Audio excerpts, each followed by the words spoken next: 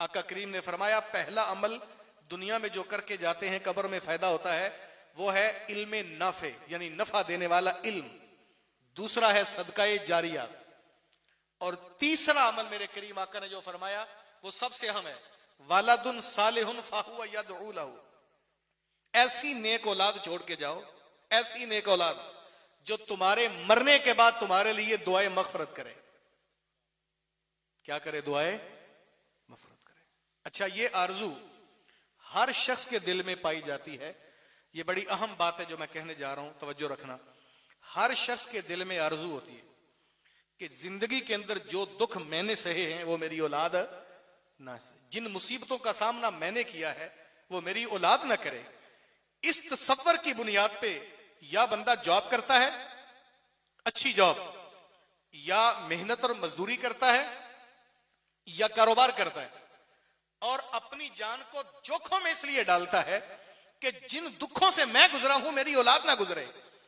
और यार याद रखना, अपनी औलाद को सुख देने के लिए बंदा कारोबार करके करोड़ों रुपए कमा जाए, मरते वक्त औलाद के नाम प्रॉपर्टी छोड़े, बैंक बैलेंस छोड़े, गाड़ियां छोड़े, बहुत कुछ बड़ी जायदाद छोड़ के जाए, उसने सारी जिंदगी अपनी सलाहियतों को कारोबार पे लगा दिया, अपनी सलाहियतें कारोबार पे सर्फ कर दी, अपनी सलाहियतें दौलत कमाने पे सर्फ कर दी, औलाद को वक्त नहीं दिया। उसने करोड़ों अरबों रुपए का अस्के सासे तो छोड़ दिए, लेकिन औलाद निकम्मी निकल आए। ईमान से बताना, अरबों खरबों रुपए भी बर्बाद होते वक्त टाइम नहीं लगता।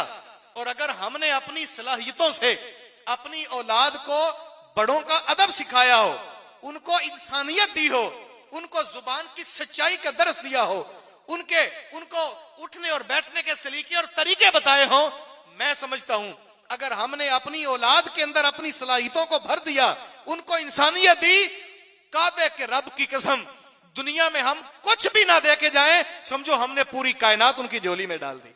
औलाद अच्छी हो तो कभी भूखी नहीं मरती। अल्लाह ने हर बंदे का रिज़्क नामा अमाल में लिख दिया है। कोई बंदा किसी का रिस्क नहीं खा सकता। और मियां अपने लिखे को खुद कमाएं। जिन लोगों को विरासत में रुपया मिलता है उनको कभी कदर नहीं होती, वो इस्तेमाल जरूर करते हैं, मेहनत से कमाए हुए की कदर भी होती है। तो आका करीम ने फरमाया ऐसी नेक औलाद छोड़ के जाओ जो तुम्हारे मरने के बाद तुम्हारे लिए दुआएं मगफरत करे। हम अपनी औलाद को सारी जिंदगी ऐसी तो तालीम ही नहीं देते कि हमारे मरने के बाद वो दुआ करें।